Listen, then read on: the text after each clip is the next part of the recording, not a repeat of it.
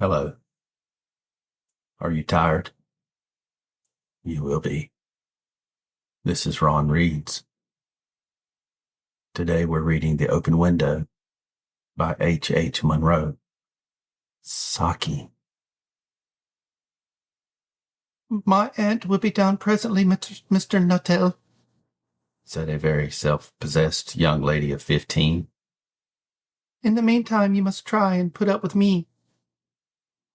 Frampton Nuttall endeavored to say the correct something which should duly flatter the niece of the moment without unduly discounting the aunt that was to come.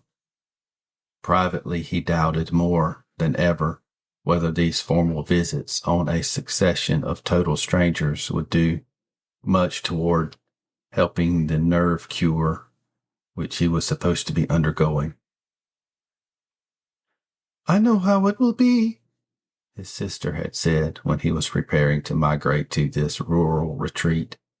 You will bury yourself down there and not speak to a living soul, and your nerves will be worse than ever from moping. I shall just give you letters of introduction to all the people I know there. Some of them, as far as I can remember, were quite nice. Frampton wondered whether Miss Stapleton, the lady whom he was presenting one of the letters of introduction, came into the nice division. Do you know how many people around here? Do you know many of the people around here? Asked the niece, when she judged that they had sufficient silent communion. Hardly a soul, said Frampton. My sister was staying here at the rectory, some 4 years ago, and she gave me letters of introduction to some of the people here. He made the last statement in a tone of distinct regret. Then you know practically nothing about my aunt? Pursued the self-possessed young lady. Only her name and address, admitted the caller. He was wondering whether Miss Stapleton was in the married or widowed state. An undefinable something about the room seemed to suggest masculine habitation. Her great tragedy happened just 3 years ago, said the child. That would be since your sister's time. Her tragedy? Asked Frampton. Somehow in this restful country spot, tragedy seemed out of place. You may wonder why we keep that window open on an October afternoon, said the niece, indicating a large French window that opened onto the lawn. A lawn. It's quite warm for the time of year, said Frampton. But has that window got anything to do with the tragedy? Out through that window 3 years ago today, her husband and her 2 young brothers went off for their day's shooting. They never came back. In crossing the moor to their favorite snipe shooting ground, they were all 3 engulfed in a treacherous piece of bog. It had been that dreadful wet summer, and places that were safe in other years gave way suddenly without warning. Their bodies were never recovered. It was the dreadful part of it. That was the dreadful part of it. Here the child's voice lost its self-possessed note and became falteringly human. Poor aunt always thinks that they will come back some day, and they and the little brown spaniel that was lost with them, and walk in at that window just as they used to do. That is why the window is kept open every evening till it is quite dusk. Poor dear aunt, she has often told me how they went out, her husband with his white waterproof coat over his arm, and Ronnie, her youngest brother, singing, "Bertie, why do you bound?"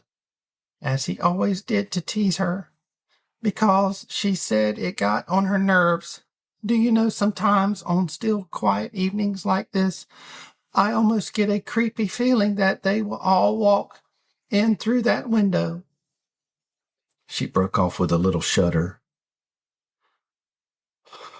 It was a relief to Frampton when the aunt bustled into the room, with a whirl of apologies for being late in making her appearance. I hope Vera has been amusing you. She has been very interesting, said Frampton. I hope you don't mind the open window, said Mr. Stapleton briskly. My husband and brothers will be home directly from shooting, and they always come in this way. They've been out for a snipe in the marshes today, so they'll make a fine mess over my poor carpets. So like you menfolk, isn't it? She rattled on cheerfully about the shooting and the scarcity of birds and the prospects for duck in the winter.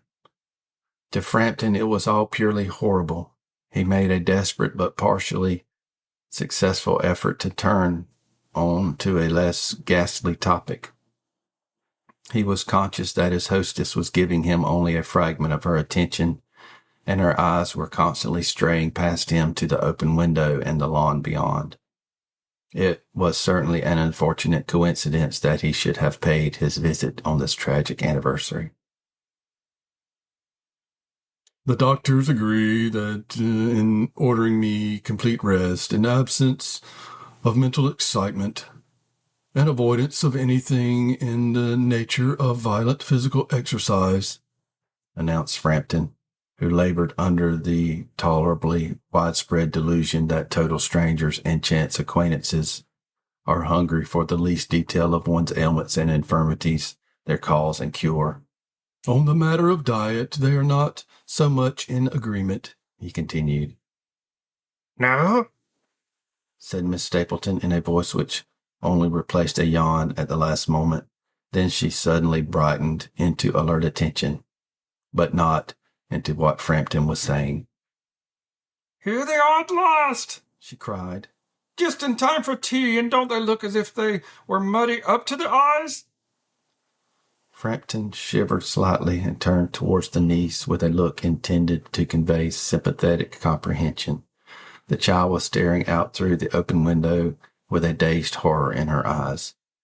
In a chill shock of nameless fear, Frampton swung around in his seat and looked in the same direction. In the deepening twilight, 3 figures were walking across the lawn towards the window. They all carried guns under their arms, and one of them was additionally burdened with a white coat hung over his shoulders. A tired brown spaniel kept close at their heels. Noisily, they neared the house, and then a hoarse young voice chanted out of the dusk, I said, Bertie, why do you bound? Frampton grabbed wildly at his stick and hat. The hall door, the gravel drive, and the front gate were dimly noted stages in his headlong retreat. A cyclist coming along the road had run into the hedge to avoid imminent collision. Here we are, my dear, said the bearer of the white mackintosh coming through the window. Fairly muddy, but most of it is dry. Who was that who bolted out as we came up? A most extraordinary man, a Mr. Nuttall, said Mr. Stapleton. He could only talk about his illness and dashed off without a word of goodbye or apology when you arrived. One would think he had seen a ghost. I expect it was the spaniel, said the niece calmly. He told me he had a horror of dogs. He was once hunted into a cemetery somewhere on the banks of the Ganges by a pack of pariah dogs, and he had spent the night in a newly dug grave, with the creature snarling and grinning and foaming just above him, enough to make anyone lose their nerve.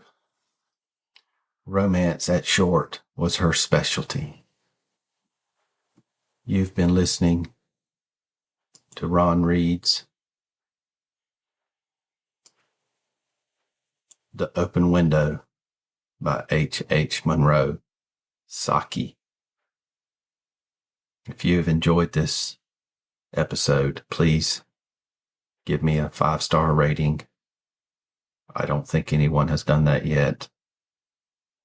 And a kind review would be nice. Please share this podcast with your friends. Bye.